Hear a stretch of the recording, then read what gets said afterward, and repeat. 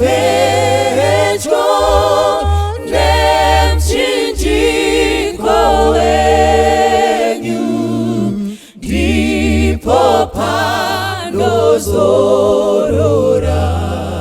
moyo wangu wese. Pedyo nemuchinjiko mutsawandiwana, apo ndajekeserwa kupenya kwa Jesu. Pedyo, pedyo nemchinjiko wenyu, ndipo pandozorora moyo wangu wese. Pedyo nemuchinjiko ndomuona Jesu, ndibatsire kufamba mumabvute awo. Pedyo, pedyo nemchinjiko wenyu, ndipo pandozorora moyo wangu wese. Pedyo nemuchinjiko ndorinda ndovimba, dakara ndizosvika miriyo kwerwizi. Pedyo, pedyo nemchinjiko wenyu, ndipo pandozorora moyo wangu wese. Pedyo, pedyo nemchinjiko wenyu, ndipo pandozorora moyo wangu wese. Ndoda kukwezai mose muzita raJesu navose vakateerera mukati meshoko irori, kuti kana ukafarira shoko raMwari, zvimwe zvacho haukumbiri, unokupa zvinodikanwa nomwoyo wako, nokuti wafarira Mwari, wafarira pashoko raMwari. Munoziva vari panoteerera shoko raMwari vasipo, kuva muchechi, vhesi richiverengwa, Mwari achitaura newe woiginowa, zvikangodaro Mwari haakupi zvinodikanwa nomwoyo wako. Panguva inochipinda mukati meshoko, regai timboimbira. Tenze nditungamire mukati mezviyedzo, mananda andibata ndimwe dombo ndewege shendemwe motungamire. Tenze nditungamire. Ngatinamati. Baba vedu vari kudenga, toda kutendai panguva ino yatakateerera shoko renyu Mwari. Tine mitoro yakawanda, titurei nezita raJesu. Tine vavariro dzoupenyu, zadzisai nezita raJesu. Vamwe vana vechikoro, vamwe vari kutsvaka mabasa, vamwe vari kutsvaka michato, vamwe vari kutsvaka kuporeswa pamarwadzo, vamwe vari kutsvaka zhira yokuponeswa nayo. vamwe vari kutsvaka chokwadi. Chitikomborerai mangwanana ano tiponeswe tose muzita raJesu. Amen. Nhasi toda kupinda mukati menyaya yakadzika kwazvo. Pakaita varume vaviri, ndandingavareva namazita, vanogara kuchiredzi vachivapenyu. Vakakerana nechimudhudhudhu. Musoro wedu wenyaya unoti kumbira kuona. Mandinzwa here? Kumbira kuita sei? Kuona. Vakakerana nechimudhudhudhu mumapurazumu, mumipani, mune nguruve dzomudondo. Umwe akanga akakegwa akati, ye shamwari, wavona here nguruve dzomudondo? Kai ndadziona. Uya wakawedzera mafuta, kai wavona here nguruve? Kai ndadziona. Vasina kuinda kure, dzakapinda nguruve murodhi, akarova kuda 2 kana 3, ikakudubuka motobhagi. Umwe akawira pasi akavhunika zino, nanhasi zino racho rakapeduka napakati, hapana, pane vende. Kana mukasangana navo, vantu vavarume vamunoziva, kwai watiwisa sei? Kai pawanga uchiti wavona here nguruve? Inda ndavona dziri mberidzo, kainda nchireva dziri panapa pedo pedo. Hauna unyatsotsanangura. Kuona kwakasiyana. Kana mwana achizvagwa, vakuru vanobvunza, ava kuvona here? Voti haasati avona. Gare gare mavhiki achipindana, vanobvunza, ava kuvona here? Konzi yes, ava kuvona. Vari kurevei? Kana munhu akapfuura unotevedza meso, voti wava kuvona. Gare gare woenda kuchikoro, vanobvunzana, ava kuvona here? Voti wava kuvona. Vari kurevei? Isaiah 29 mboendapo shamwari. Vari kurevei kana vachiti wava kuvona here? Vari kureva kurava mabhuku. Nhasi kurava kwose nokuziva handiko kwandiri kutaura nezvako. Ndiri kutaura kuona kwomuonozvo kwaMwari. Bhaibheri rinoti kuna Isaiah 29 verse 11. Verenga munhu waMwari. Isaiah 29 verse 11. Yes. Kuona kwose kwava kwamuri sorugwaro. samashoko rugwaro. Yeah. Rwakanamigwa. Runopiwa munhu unogona kurava. Dorava hako izvozvi. Dorava hako izvozvi. Iye oti handina kudzidza. Nemakei handina wakanamigwa. Runopiwa. Yes. Dorava hako izvozvi. Iye oti kudi handina kudzidza. Zvinoverenga ndiani? Pazasi inotiyo kuona kwose kwava kwamuri sorugwaro rwakanamigwa. Gara pasi. Tererai munzwe vanhu vaMwari. Bhaibheri rinopiwa munhu anogona kuverenga. Rava rugwaro rwabva kuna Mwari, ote rwakanamigwa. Panotsvakwa mweya mutsvene kuti uzarurigwe zvokudenga. Gunopiwa umwe usina kudzidza, ote handigoni, handina kurava. Pamanguva ino vanhu vaMwari, ngatinamatire kuona kunobva kudenga. Kana tikapuwa kuona kunobva kudenga, tinoparadzana nenyika ino, tobatirira zvokwamwari. Luke chapter 8 pavhesi ra10 na18 pana mashoko makuru kwazvo. Jesu unotaura mufananidzo weverenga munhu waMwari. Luke 8 pavhesi ya Yes. 10.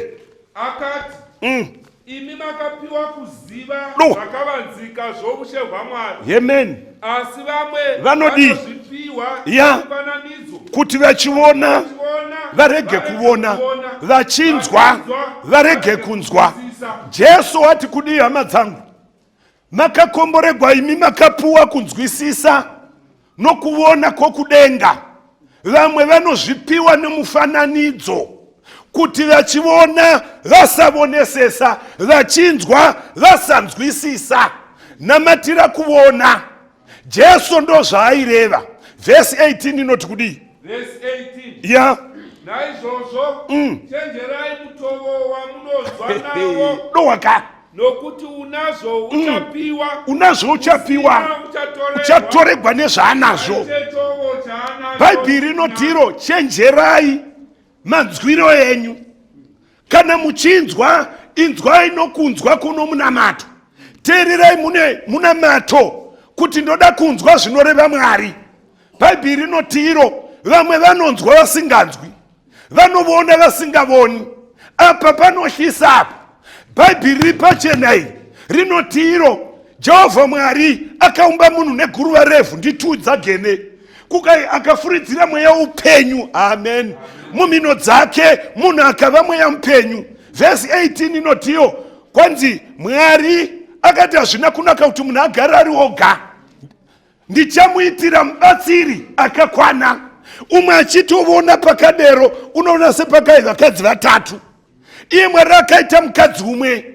Ukaenda pana 19 dzaMatiyo, kuno murume nomukadzi inyama imwe, but nhasi tina machechi azere vakadzi vachitoudza vanhu kuti tinoenda kudenga. Muripo here vanhu vaMwari? Vakakomboregwa vanoverenga vachinzwisisa. Regai tiinde mberi. Namatira kuona munhu waMwari. Vamwe vanozvipiwa nomufananidzo, vanoona muri mufananidzo chaiwo. Pakukura kwedu, vakakura pamazuva angu nevakuru kwandiri, vakaona mabhaisikopo. Munomaziva? Taenda kuzvikoro kunoona mabhaisikopo. Ana tiki, waiona tiki achimanya nebhasikoro pamadziro. Pamotsika imwemba yamai namatomati wowira pasi.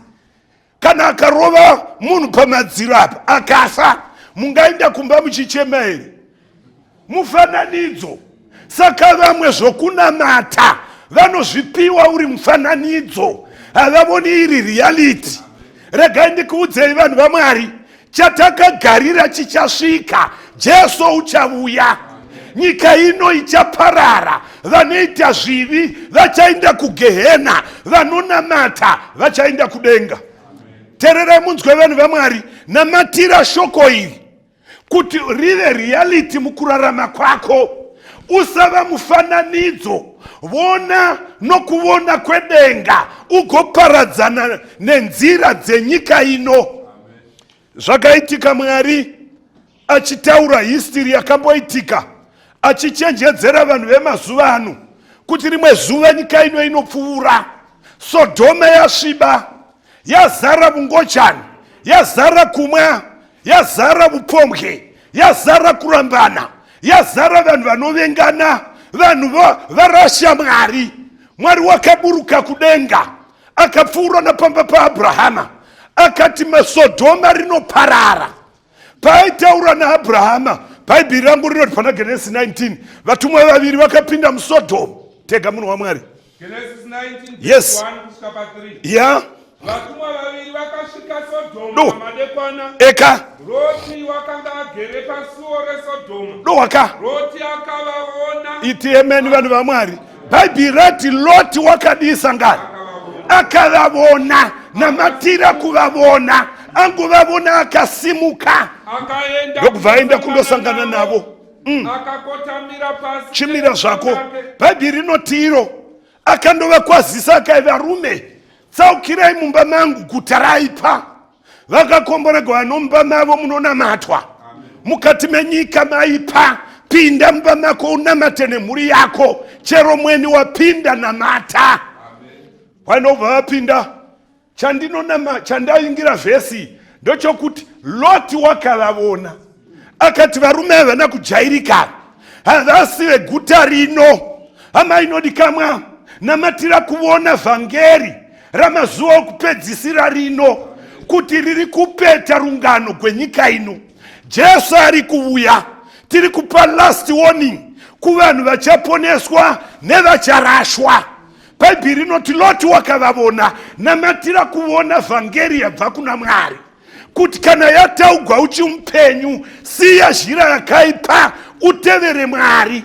Uchiri mupenyu, uchiri kugona kusunga bhande. Riripo zuva rausingagoni kusunga, uchasungwa namai. Vagodana mwana wako womukomana, vatatu vana, vagokutakurira mota, usisagoni. Rungano gwenyika ino gwakupandukira. Tererai vanhu vaMwari, namatira kuona vhangeri inokuponesa. Vandokubva vatumwa vati hai toda kuvata padare. Pavhesi ra3 inoti Loti wakavanyengeterera, akavagombedzera. vakapinda mumba vakati, unoona Loti, tatumwa tabva kudenga. Amen. Mangwana Sodhoma rinomuka rava durunhuru. Sodhoma rinomuka rapfuta, hakuna unobuda. Rega ndikuudza hama inodikamwa, panguva yawana chanzi yokuteerera vhangeri, gombedzera Mweya Mutsvene uti, Mwari, imeseji ipi yamuri kuisa kwandiri? Kukanzi tiri kuuya, tauya kuoparadza, kandi ndine hama munomu, regai ndimbomanya ndimbonodziudza. Indotenda Mwari, vanhu vaMwari, Mwari aparadzi nyika ino asina kumboivhangera. Haaparadzi masmall group asina kupinda house to house. Pakupedzisira korungano gwaLoti, Loti wakabuda. Amen. Vanhu vachaponeswa vanopuwa chance yokuita door to door witnessing. Hakuna munhu achaponeswa asingaparidzi vhangeri, asingaindi kuwitnessing. Paridza nokupfeka kwako, paridza namararamiro ako, paridza vhangeri rimushoko raMwari. Enda usawedzera kana kutapudza. Loti unosvika unoti, mangwana budai muno, Sodhoma rinotsva. Verse 14 inoti, vaakayembira vakati, unoita musere. Mangwana kuchindoidza, Sodhoma rakapfuta. Hama dzinodikamwa namatira kuona kani. Leno Mwari akuratidza nyika inouya. Usavona Isaiah 42. Usavona nyika ino, nokuti inopfuura.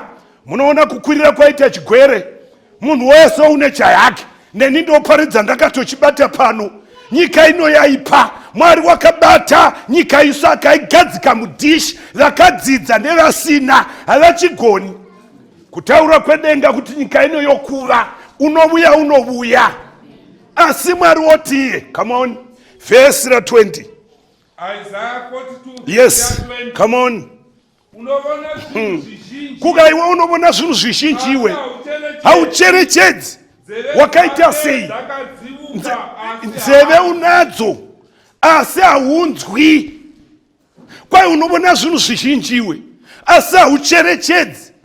Nzeve dzako dzakadzivuka, but hauwi. Namatira kunzwa, namatira kuona, uonesese. Regai ndikuudze hama dzinodikamwa, hausi kuona here kupanduka kwemajaya, kupanduka kwavasikana. Akangoti I love you nokunowadza. Chero wadanana naye unoita toilet yavanhu vose. Hausi kuona here madzibaba anosiya mukadzi musvinu achinovata nepfambi. Cherechedza, inguva yapera. Satani wakwiridza chivi, vokuponeswa, wedzerai kumira pana Mwari. Paradzana navapenyu sevakafa. Nyika ino haigari nokusingaperi. Michato mizhinji ine misodzi. Mweya yetsvina yadigwa. Vanogara vachitukana nokukavana semhuka. Vakakomboregwa vanonamatira kuona kuti nyika ino yava kumagumo. Kwederera kuna Mwari, munhu waMwari. Kana wanamatira kuona tora danho. Isaiah unoti, unoprofita. Iri kuna Isaiah unoneiwana kuna Matthew 13. Pavhesi 14. Kuka Isaiah wakaprofita pamusoro pavachiti, vanava, come on. Matthew 13. Yes. Pavhesi 14. 14 uchinda kuna 16. Doaka. Eka. Muchanzwa. Musingatongonzwisisi. Nokuona muchavona. Musingavonesesi. Come on. Doaka. Yava mikukutu. Ya. Ya. Zakadzivira. Vakatsinzina kuti zvimwe varege kuona nameso, eka nokunzwa nenzeve, verenga nokunzwisisa nomwoyo, vanzwise nomwoyo, vakadzoka ndivaporese. Namatira kuona munhu waMwari. Namata kuti Mwari akupe kuona, upuwe kunzwa, unzwisise, udzoke kuna Mwari. Regai ndikuudzei vanhu vaMwari, leno Mwari zuva ranhasi atipa kuona kwedenga. Zvakaitika mushoko raMwari. Mubhuku raMabasa chapter 10, shoko raMwari rinoti paiva nomurume wainzi Cornelius, murume waitya Mwari nowaipa vanhu zvipo, ainamata kuna Mwari mazuva ose. Verenga pavhesi 2, tega munhu waMwari. Mabasa apostoli chapter 10, pavhesi 2. come on. Munhu ndi Cornelius nowaisha Mwari neveimba yake yose waipa vanhu zvipo zvizhinji, come on, nokunyengetera kuna Mwari misi yose nenguva yepfumbamwe akavona kwazvo dwaka nezvakaratidzwa mutumwa wa Mwari achipinda mumba make Koronelio ya akati chiko ishe wangu famba munhu wa Mwari akati kwaari ya zvakwira pamberi paMwari zvarangarigwa gara pasi kukai zvinotuma varume Jopa makanditeereri vanhu vaMwari unodana Peter unonzi Peter unogara pedo neimwe imba uye naye kwai mangwanani kuchidza Cornelius akatuma vagu vake vaviri nowechitatu. Peter waindoramba muripo here sangano. Cornelio wainamata Mwari ari kumba kwake, aipa zvipo ari kumba kwake. Zvakanga zvakakwana here deni aiva munhu wanhasi ndaitoti ndaponeswa ini. Girosi yakapinda mumba mangu ikataura neni. Jesu naMwari havana kuti tanga chechi, vanoti ndaunotora Peter ndine chechi iri panyika. Peter waindoramba ndobva Mwari amupa muono pavhesi 9 iwo unoverenga 10. Akamirira kudya akakwira paapa room Peter kundonamata. Ari pakunamata unovona mucheka, verengai pavhesi 10. Come on. Akada kudya ya ya akabatwa ya akavona denga rakazarugwa dowai akavona Peter dowaka ya mweya ndokubva inzwi raMwari ratiro chimira zvako inzwi rikati baya udye. Peter akati handina kutongodya chine tsvina. Kukaina Mwari usati chandanatsa woti chine tsvina iwe rava wakagara. Verse 14. Yes kwete ishe handina kutongodya chine tsvina ya famba ya rwechipiri usati chine tsvina iwe baya udye. Chimira ipapo mucheka ukakwidzwa, vasingavoni nevasingaverengi ndopavanodyira hochi, ndopavanodyira nguruve. Vanoti inzwi rakati baya udye. Number 1 kwaiva kurota, iti amen. Number 2 mukurota hana kudya. Number 3 zvaireva kuti enda undoparidzira vanhu usati vamwe vanhu vane tsvina, enda undoparidza. Amen. Peter ndokubva asimuka, haleluya, ndokufamba gwendo nokunopinda mumba maKoronelio. Verse 27. Achingopinda Peter watanga rungano, wainda mberi akati munozviziva imwe hatina kutendegwa kufamba navanhu vorumwe rudzi, asi shoko raMwari rakandiudza kuti ndisati umwe munhu ane tsvina.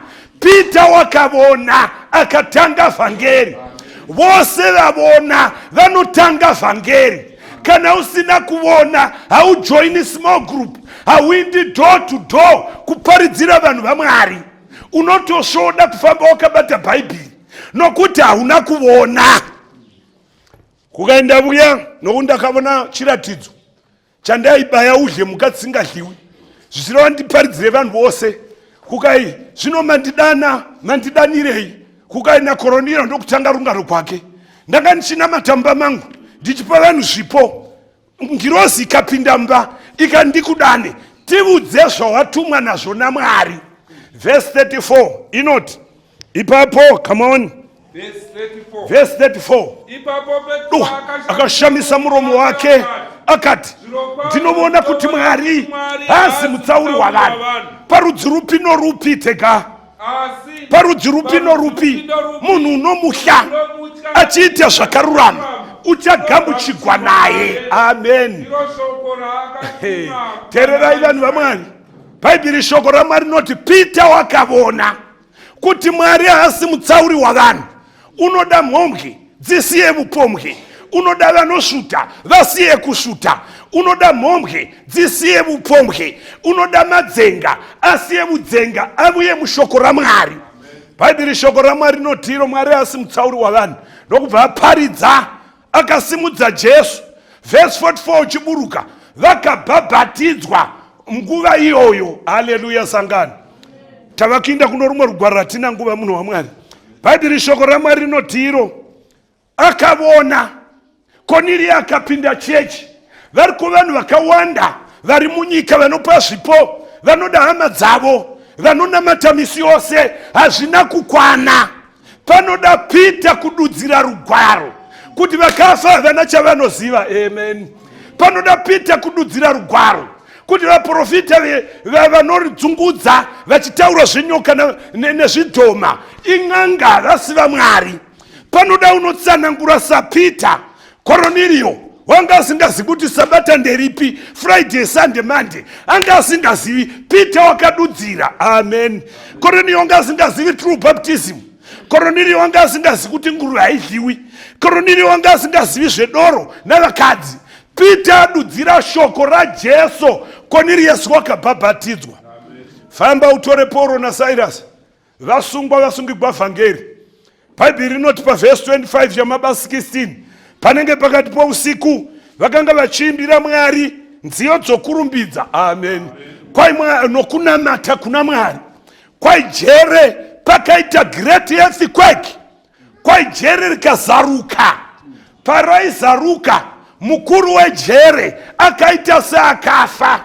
Paakahopepuka wakaona dhora divi vanhu vaMwari rakashama, akafunga kuti vasungwa vatiza vose, kwaenda kutora munondo achida kuzvipedzisa. Kwai Pauro akati usazviuraya tiri muno tose. Verse 30. Yes. Akavabudisira kunze akati, vatenzi, ndinofanira kuitei kuti ndiponeswe? Kukai kudii? Tenda kuna She Jesu ugoponeswa iwe nemhuri yako. Mira ipapo mawaire kuti vana Pauro naSilas vakaparidza shoko.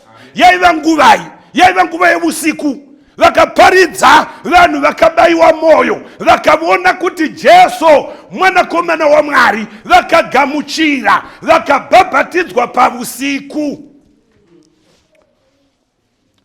Paradzira soko kune munhu wese kamadzimambo 6 inda kunima kovaka vakasungwa moyo ndeme dzewatendi idzongadzi daye dzire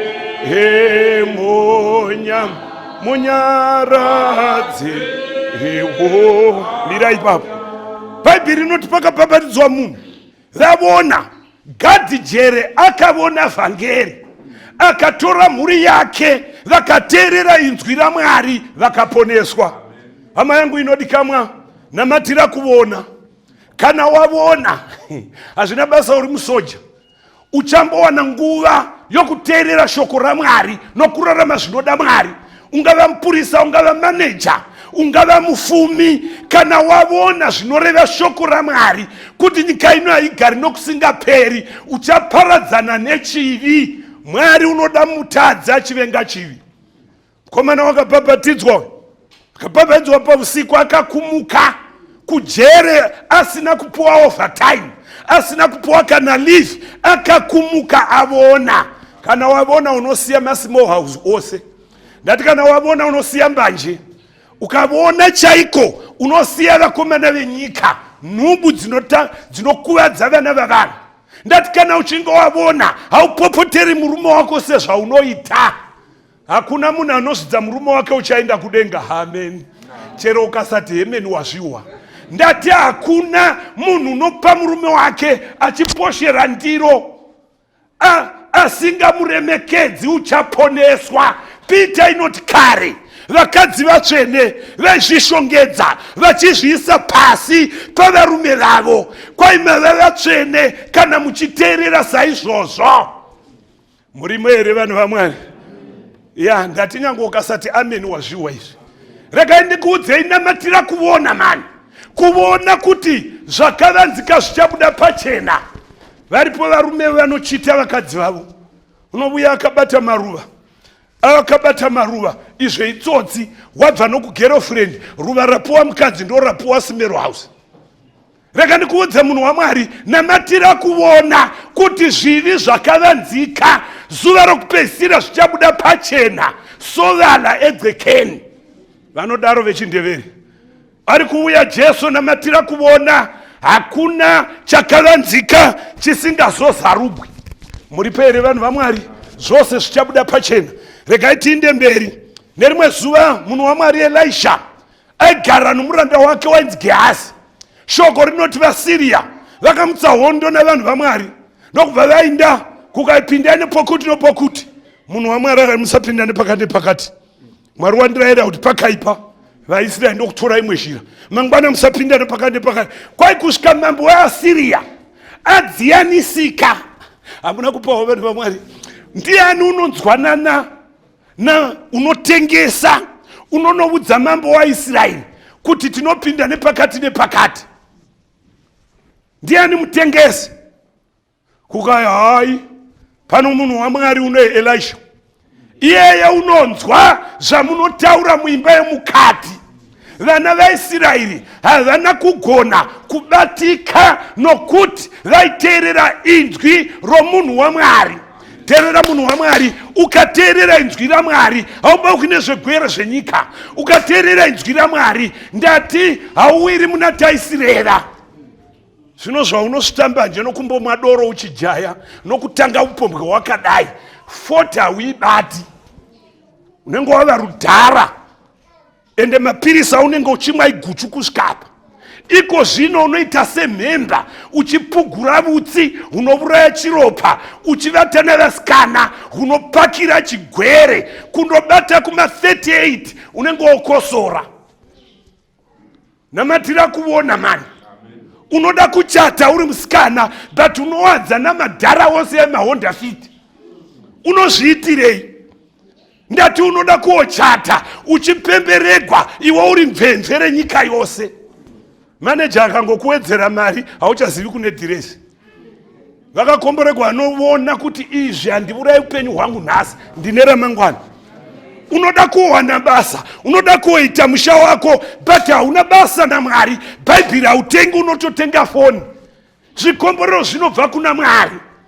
Utsvake vukama naMwari agokukomborera mangwana zvigokunakira. Namatira kuona kwai zimbambo reAsiria rikati ndai munobata Elisha. Munoona ukusavona kumuhedheni unotinda unobata Elisha, munhu unoziva zvavanotaura vari mubedroom. Unobatika munhu iye. Kana munhu asingavoni unogwana vanhu vaMwari. Bhaibheri rangu rinoti kana uchihla Mwari vahedheni neHana vakachera gomba kuti uwire vachawira ndivo. Mandiwo ere vanhu vaMwari? Namatira kuona usagwana vanhu vanokuvenga. Iwe namatira kuona kuti kana ndina Mwari ndine majority. Verenga verse 14. Kana ndai munomubata murume uyu. Come on. Yes. Eka. Teka munhu waMwari. Naizvozvo akatumirako mabhiza netoro nehondo huru. Vakafamba usiku vakakomba guta. Zvino muranda omunhu waMwari akatamuka mangwanani akabuda ndokuona hondo ndokudzokera mutende. Muranda wake akati kwaari, haiwa ise tichaiteiko? Taparara. Usatya hako nokuti vari kwatiri vanopfuura wawavona. Iti hemeni vanhu vaMwari. Tere munzwe vanhu vaMwari, ndoda kuti muwe shoma neshoma. Bhaibheri ratiro kwai vakakomba paDhotani ndopaiva naElisha ane chitende chake ndokukomba hondo yakakomba Elisha munhu 1 asina pfuti. Rega ndikuudze madzinodikamwa, kana Satani ogwa nomuKristu anouya nehondo huru agokukomba pose pose. Anokukomba kufinance, agokukomba kuvana misakanzwa, agokukomba mugwere, agokukomba mukuvengwa nokurevekwa nhema. Usaheduka munhu waMwari, unewe vakuru kudarika vaunovona. Sanyaya kutarira nhamo yako kudarika kutarira ruponeso rwako. Kwai wakakombewa mazviwa here? Elisha waivona aivimba naMwari kwai muranda wake handimai waichidero kwai wakabuda nguvai mangwanani chifumofumo kwai achienda kuda waindorasa mvura paanongoti ta akabona maiwe hondo yakazara kuda hana kupedza kuweta akatodzokera achizvidira akadzoka akati tenzi taparara. Elisha hana kana kufunduka. Haleluya. VaMwari havavhunduki nyangwe korona, havavhunduki madhimoni, havavhunduki zvidhoma nezvikwambo. Vanoziva kuti vari kwavari vazhinji kupfuura vavanoona. Kwai wakanamata apedza kunamata akati Mwari zarurai jaya rivonere. Come on. Yes, Jehovah sunudzai meso akavone. Amen. Ndoka akasunudza meso ejaya akabona gomo rose nengoro dzomoto. Mwari ngaavongwe vanhu vaMwari. Ini kunamata Mwari handibudi.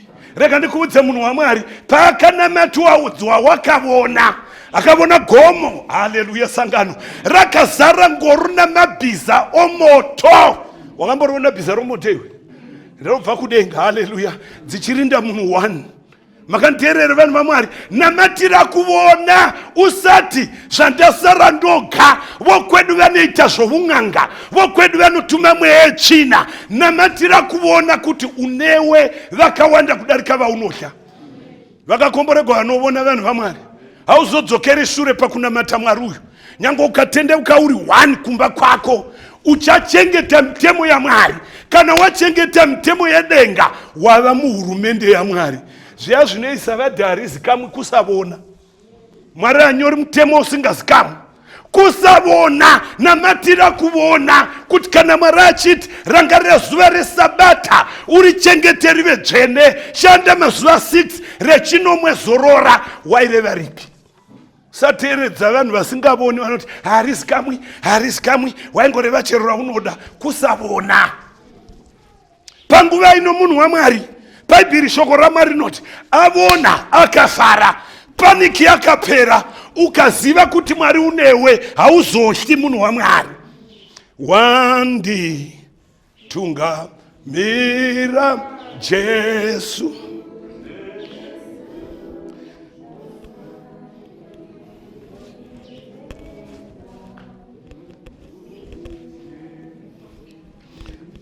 Teererai vanhu vaMwari, kana Mwari akutungamira hauzotyi nokuti unotungamira. Namatira kuona kani munhu waMwari.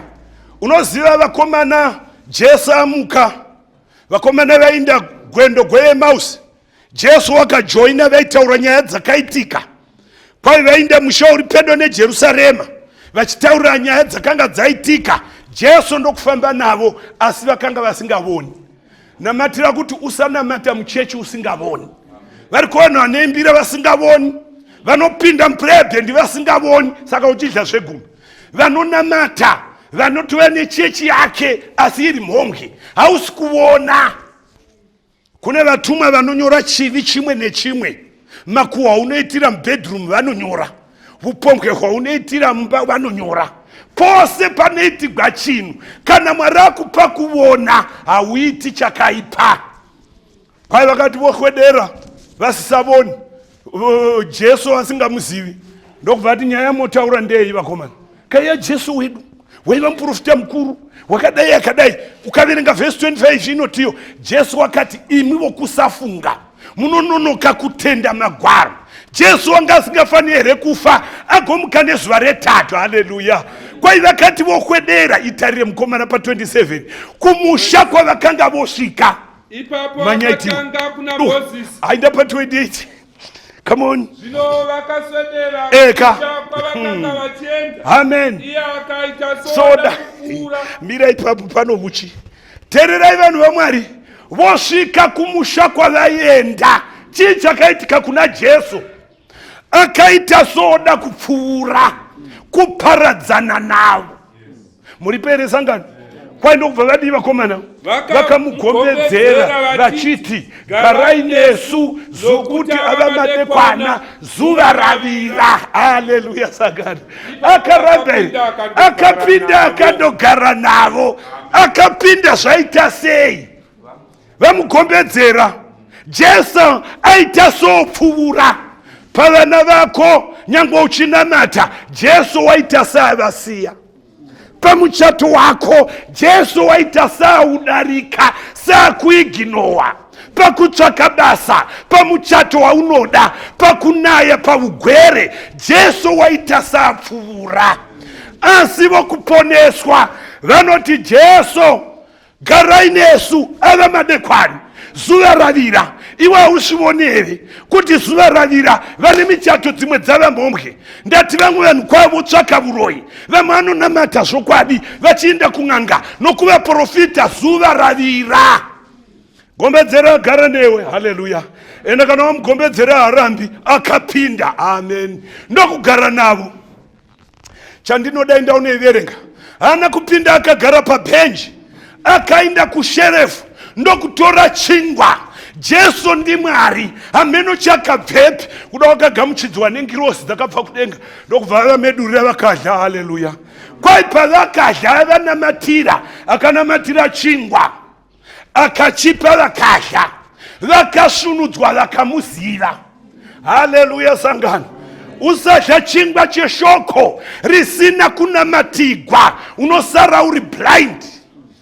Anamata vamuziva ndokubva nyangarika. Kwai vakabvunzana naye, shamwari, muhidi yanga isingapisi nei? Muzhira achitaura nesu. Rega ndikuudzai hama dzangu, kana uchaponeswa namatira kupisa kwomwoyo. Ukavona wakateerera vhangeri uri at ease, mweya tsvina yakawandisa. Namatira kupisa kwomwoyo. Nyika ino hatigari nokusingaperi. Ende havana kuvata. Amen.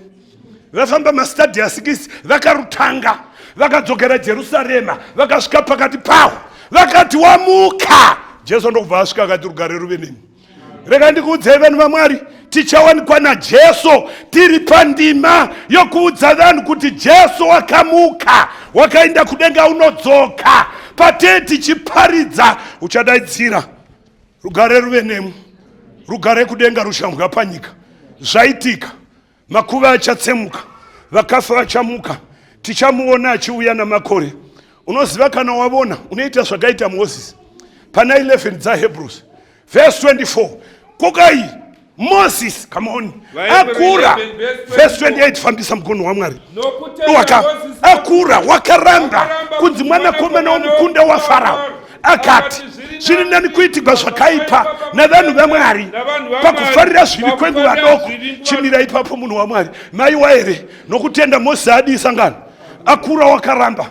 Kana wakura spiritual, ramba kunzi unamakuwa, ramba kureva nhema, ramba bupombwe, ramba kupopota. Kana wakura, iti zviri nani kufamba navanhu vaMwari. Nemakei kwai wakanga akatarira guta rine nheyo, Mwari ari misha nomuvaki waro. Teerai vanhu vaMwari, vazhinji vanorambira munyika ino vanoda popularity, vamwe vanoda pride, vamwe vanotsvaka nyika ino, vanotsvaka zviri temporal. Asi Bhaibheri inondiudza, Makorinto ekutanga 2 verse 9, inoti iyo zvakagadzirirwa vanhu vaMwari sezvazvakanyogwa, zvinonzi ziso harina kumbozviona, nzeve haina kumbonzwa. Izvo zvakagadzirirwa vanhu vaMwari. Kudenga kwakanaka vanhu vaMwari. Namatira kuona. Tichafamba ma streets of God zvaka chapter 21. Bhaibheri shoko raMwari rinotiro zvakandogadzirirwa vanhu vaMwari. Hatigoni kukombeya netemporal things dzenyika ino. Chero ukaita dzimba it's temporal, nyangwe ukadzidza it's temporal, nyangwe ukaita mari it's temporal, nyangwe vakadzi vose vakava vako it's temporal. Permanent people are coming. Vanhu vakatenda mushoko raMwari ndo vakamirira kuuya kwaJesu. John wakavona. Kana wava munhu waMwari unovoneswa. Zvakazarurwa 21 verse 1 inoti, come on, tega munhu waMwari. Eka nenyika itsva, denga rokutanga nenyika yekutanga zvakanga zvadarika. Rakanga risisipo. Tikavona guta dzvene richiburuka richibva kuno mudhara. Waka rakagadzirirwa somwenga wakashongedzwa murume wake. Richibva kudenga richiti, tarira tabhenekari iri pakati pavanhu. Waka uchava Mwari, uchagara navo, ivo vachava vanhu vake, iye uchava Mwari wavo, achava Mwari. Dzikanai munhu waMwari, tega munhu waMwari, chapisika misodzi pameso avo, rufu hakuchina, kana kuchema, kana kurira, kana kutambudzika, hazvingavipo munyika isingaperi mune guta dzvene. Tere munzwe vanhu vaMwari, kwaina Johani ndakavona, haleluya, ndakavona guta dzvene richiburuka. Kwai chimwe chandisina kuona, gungwa rakanga risisipo. I-off point kai, kana usina kuverenga bhaibheri gungwa rebasa iri. John wakanga ari pachiwi chePatmos, haigona kunovona shamwari dzake, haigona kunobata mavoko kana kunotenga fanda. Wakakandwapo nevavengi vakati afirepo. Jehovha amuratidza guta dzvene. Chokutanga chaakavona kubviswa kwegungwa, nhamo yake hapachina. Rega ndikuudze Mwari, kana akupa kuona, kushungurudzwa nomurume uchatanga kuratidza kuti hakuzovipo. Misodzi wakaviga hama dzako haizoviko. Hakuna makuva, hakuna chipatara, hakuna unogwara, hakuna edzi, Mwari ngavongwe, hakuna kensa, hakuna nedzoi. Munyika isingaperi mune guta dzvene, kudenga kwakanaka. Ini ndoda kuindako vanhu vaMwari. Unoda here kuindako? Wadi kusumuka tikanamata. Munyika isingaperi mune guta dzvene, kuzombopfuri hakona wose. Iye Mwari achapukota masodzi avo yese, hakona kotya nerofu, hakuna. Ndoda kunamata newo munhu waMwari. Mozisi akura, pane zvaakaranga, akanga avona, haleluya. Akati zviri nani, it's better kubva mupalasi, zviri nani nditambudzike navanhu vaMwari pakufarira chivi kwenguva doko, haleluya, sangano raMwari. Mozisi akura wakaramba, akati iye akasimuka kubva Egipita asingadli. Ndoda kuudza munhu waMwari, kana wavona unoparadzana navasikana venyika usingadli, chero vakakutengera madhirezi, chero vakakupa mari, unoparadzana navo usingatyi, unoparadzana nemicheka usingatyi, unoparadzana nemabhotoro emvura nehama dzako dzinoda vaprofita nen'anga usingatyi. Kana wakura wava kuona munhu waMwari, unoti ine hangu ndichatevera Mwari, ndichachengeta mitemo yakakwana, neSabata ndicharichengeta. Ine hangu Mwari, ndoda rubhabhaidzo gwamakaitwa kokunyika kamwe, handidi kutagwa huma, handidamwe mabhabhatidzo amwe evanhu, ndoda Mwari. Takarivona guta dzvene rakaburuka apeni, richaburuka. John wakarivona, namatira kurivona ugoparadzana nenyika ino, zvose zvinokuremera. Iti Mwari, ndoda kuisa mwoyo wangu mumavoko enyu, ndoda kuisa kutenda kwangu mamuri, ndoda vokuvona. Unoziva kana ukavona, hauzotengi maminisketi, hauzotengi ma-see-through. Kana wavona vanogwa newe haugwi navo, unonamata kuna Mwari. Varipo here vanoda kupa mwoyo wavo mumavoko aMwari. Zvimwe wausati wabhabhatidzwa, zvimwe uri kutsvaka Mwari, unoti ndoda kuponeswa, simudza ruoko rwako uri pauri, wherever you are. Unganga uri muchechi ino, uri kumba, uri mumotikari yako, simudza ruoko rwako. Kana usingagoni kusimudza ruoko, simudzira mwoyo wako mumavoko aMwari. Ngatsinzinei tinamate. Baba vedu vari kudenga, muzita raJesu, ndoda kunamatira vanhu venyu vamira netsoka, vari kukumbira kuvona. Mukatiratidza zvokudenga, zvepasi rino will get dim. Zvinosviba, hakuna kana chimwe chinonakidza. Tava pedo menda mukova nokupetwa kworungano. Tokumbira vaMwari kugara muruoko gwenyu. Tipe mwoyo wokuvona zvamakaenda kunotigadzirira. Tipe mwoyo wokuvona shoko renyu kuti ndera zvokwadi, uye vanofamba mariri pakuguma vachawana upenyu husingaperi. Tatenda Mwari nokuti matinzwa uye matotikomborera. Muzita raJesu tinonamata. Amen. God bless you. Mwari akuitirei zvakanaka. Kune musha wewa watsvene wazorora munyika uko muponesi wangu akandigadzirira kune zororo ikoko kune zororo ikoko kune zororo ikoko bewakaneta pamendero yeJordani nemumunda weEdeni pano muti weupenyu kune zororo andigadzirira imba inogara narini kwandichazogara kunyika iya itsva kune zororo ikoko kune zororo ikoko kune zororo ikoko bewakaneta pamendero yeJordani nemumunda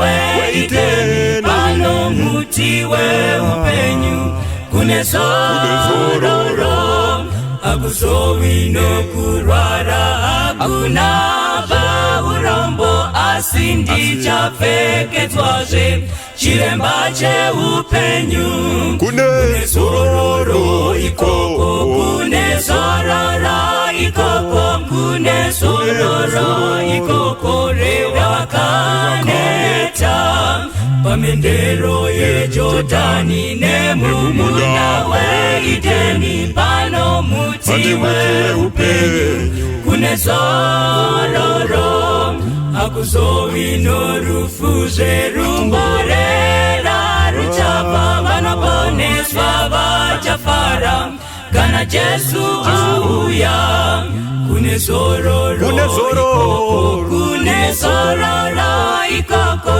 kune zororo ikoko bewakaneta pamendero yeJordani nemumunda weEdeni pano muti weupenyu kune zororo imbanyi vatyive nakafaranyi muchienda muchazozarurirwazve mazambare Zioni kune zororo ikoko kune zororo ikoko kune zororo ikoko rewakaneta pamendero yeJordani nemumunda weEdeni pano muti weupenyu kune zororo pamendero yeJordani nemumunda weEdeni